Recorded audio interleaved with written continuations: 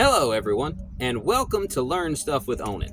I am Onen Wintercrow, and today I wanted to talk a little bit more about crows, particularly how to attract them into your area if you are trying to befriend them. So crows are difficult animals to try to befriend. They're very cautious. They're very untrusting of things that they don't necessarily know, but they are also very curious. And this curiosity is what's going to help you attract the crows into your area to befriend them. The one thing that can help out with this are crow decoys. Yes, that's right. The same decoys that the hunters use to try to shoot them are the same decoys that you can try to use to bring them into your yard or an area close by. The purpose of the decoy is not actually to try to trick the crow into thinking that these are actual crows that are here on the ground. While they might think that and while they're trying to figure out the situation, the whole point of the decoy is to create curiosity. So if there's a crow that's flying over your area, it doesn't have a reason to stop and be curious until you give it a reason to do that. And that is what the crow decoys are for. If they're flying over an area and they see two things out in the yard that kind of look like crows and they're sitting out in the yard, he's going to stop, fly up into a tree and kind of look and go, well, what's going on here? Who are they? And what is that on the ground that they're looking at? Is that food? What's going on here? That's the whole point of it. You're trying to create curiosity where previously there was not any. Enough curiosity to get them to stop and start recognizing kind of what's going on. Once they realize, hey, there's food in this area, or hey, this person leaves treats, or this, person does whatever, then they start to put that on their mental map of places to stop and see what's going on. And that's the whole reason for the decoy. It's to bring them into an area where they're either not there at all, or if you're in an area, which is what I like to call a flyover area. In a flyover area, say there's a city here where they know there's a lot of parking lots and food. There's a city here where they know there's a lot of parking lots and food and stuff. And you're somewhere here in the middle. Well, you're a flyover area. They're flying over you to get from one point to get to the other point. There's no reason for them to stop and be curious. That's what the decoys are for. They create the curiosity, and that's all that you're trying to do. Once you get them into a pattern of, stopping near your area to see to see what's going on, you can pull up the decoys and you don't need them anymore. But in the beginning, they definitely can help. A couple of things that you want to remember when dealing with crows, particularly when dealing with decoys, is when you are setting out your decoys, and you can see those decoys right here behind me. I have them out in an area and I'm trying to attract some crows in. The first thing that you want to remember, you want to try to cover up your face. You want to go ninja style. Crows can recognize people's faces, both good and bad. So they will know the people who will throw them peanuts as they're walking down the road. They will also know the people that have been aggressive or mean to them. So if you are dealing with a crow decoy and a crow thinks that you are manhandling one of his friends, they are going to put you on the enemies list. So how you get around that, mask up like a ninja so that they cannot tell who you are. Go and set your decoys out. Go back to an area where they can't see you. Take everything off, and then you can come out and sprinkle some food, or just kind of sit out there and watch and see what happens. That's a very important thing, because you don't want them to put you on the list of people to try to stay away from. You want them to see you as the person that always has a tasty treat or is super friendly to them. The next thing about decoys that I want to talk about is how many of them to use. Now, I have played around with this a little bit, and I'm going to tell you from my personal experience, 1 is not enough. 3 is too many.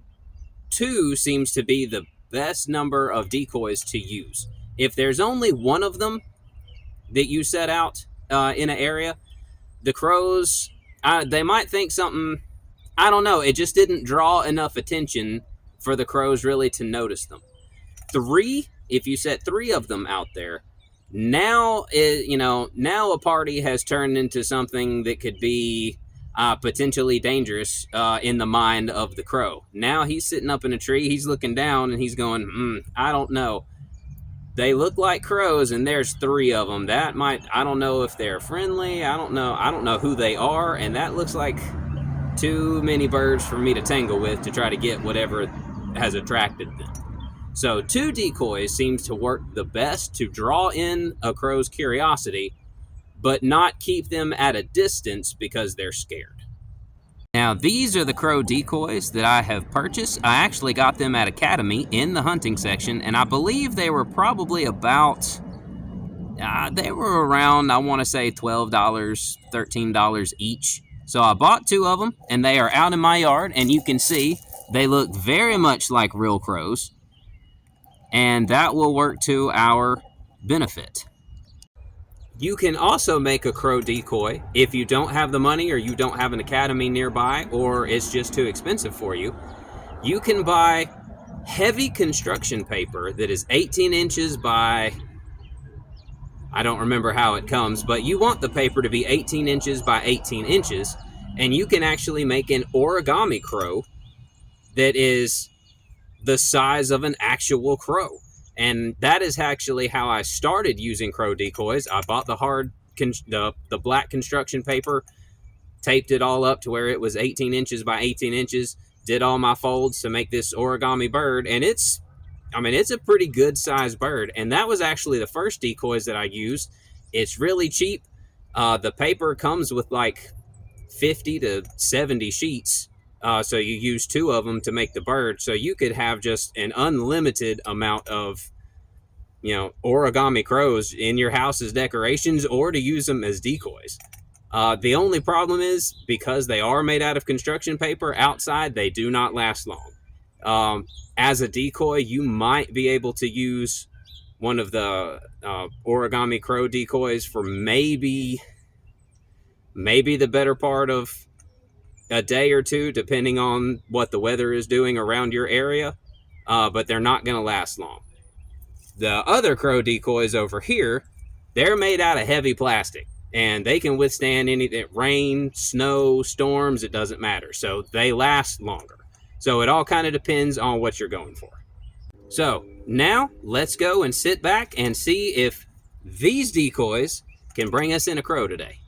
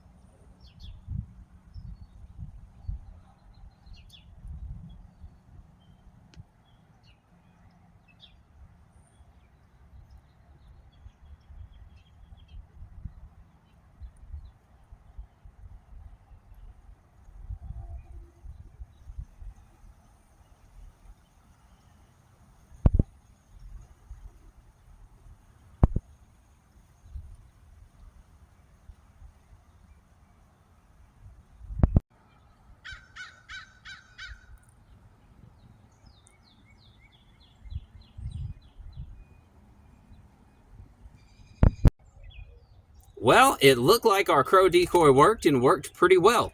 I'm going to stay out here and see if I can call in a few other of them. Another thing to help get crows to come into your area is learning how to crow like a crow. If you want to learn how to do that, check the description of this video, and I will have a link to the video on how to crow like a crow. If you liked this video, hit the like button. If you have any questions, statements, accolades, leave them in the comment section. I like to talk to people. If you haven't already, hit the subscribe button. I am Onen Wintercrow, and I will see you guys next video.